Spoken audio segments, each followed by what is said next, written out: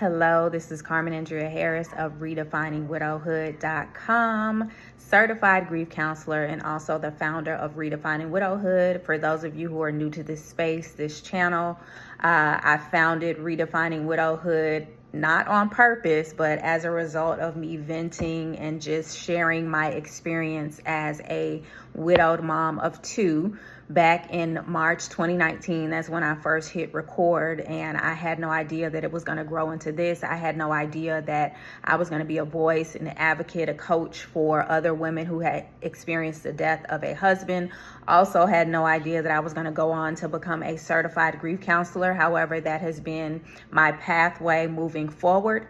And I'm just happy to be in this space and in this place because I am super passionate about encouraging other widows and also coaching them and counseling them in a professional capacity so that you can recognize your grief, you can embrace your grief, work through it, and create a pathway for healing and joy. So that is my mission. I am super duper clear on that. So welcome to this space. Welcome to this channel if you are new or if you've been hanging out with me over the past few years. So for this video, we're going to talk about the secondary losses that you may have experienced as a result of widowhood, or the secondary losses that may occur as a result of widowhood for those of you who are completely brand new on this journey. And I just want to say my hearts are with those of you who are recently widowed. Some of you just very recently, a few of you have commented that your husbands just died like days ago and even last week. And I just want to say that my heart is with you. I have a heart for this work.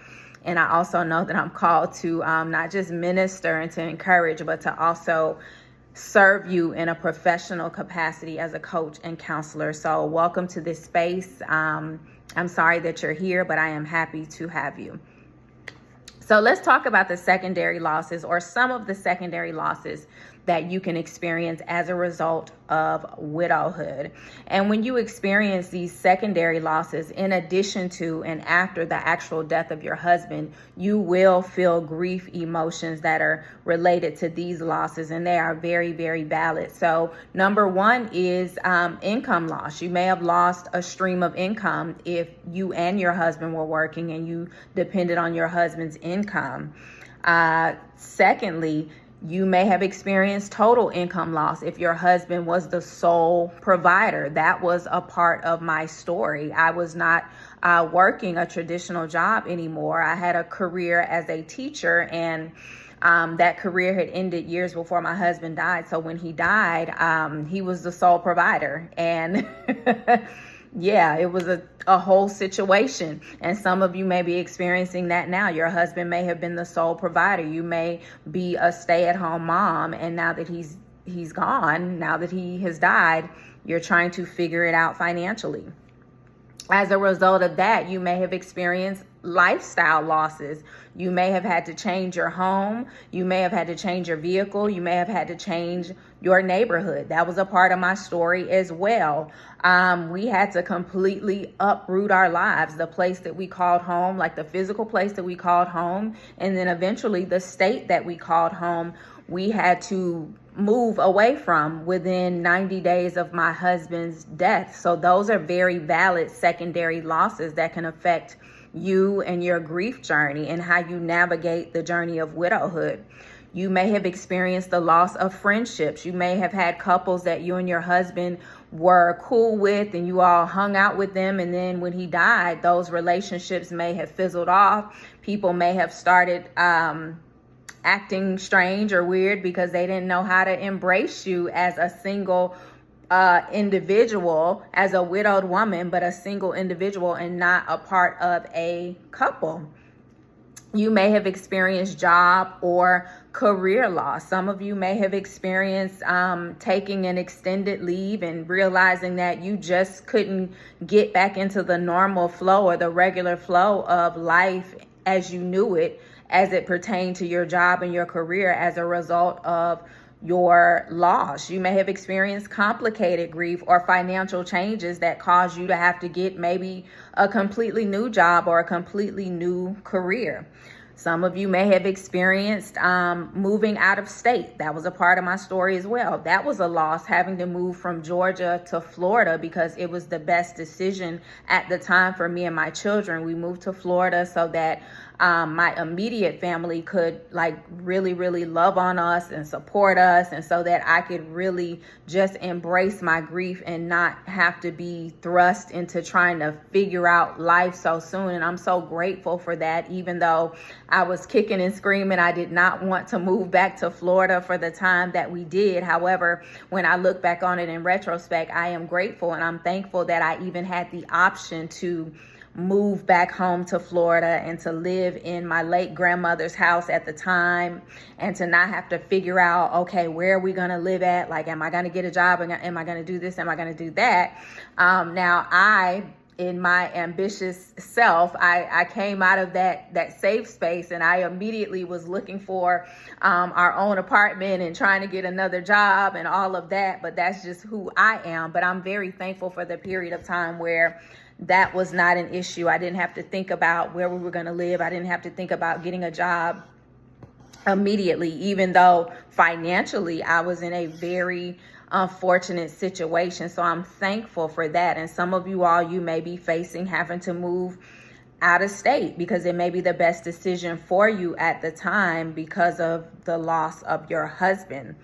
And then one of the biggest ones that I talked about in the very beginning of this journey is identity loss, okay?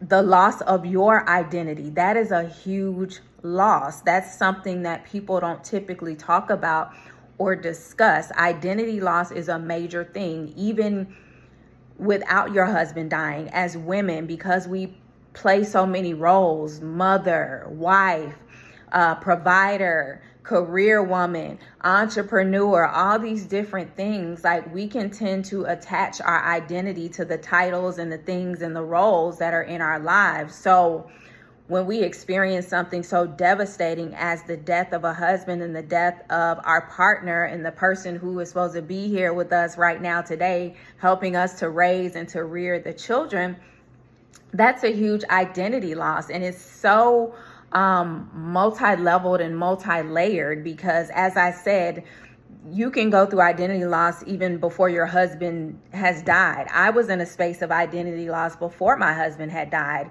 I no longer had my teaching career, which I was thriving in my career. I prided myself on that. And when I no longer had my teaching career, I thrust myself into marriage and motherhood. So I was at home with my daughters. My husband was out working. I was still a wife, but I still had all of this ambition and drive in me. So I was working on trying to build a business, an online business, right before my husband had died. And I woke up one morning and I'm like, I don't even know who I am anymore. Like, all I am, and I don't mean to minimize this, but I'm like, all I am is his wife and their mother. But I have all of this ambition and drive in me. And I know that I have a purpose that extends beyond marriage and motherhood. So right as I was going through that period, that awakening, my husband dies.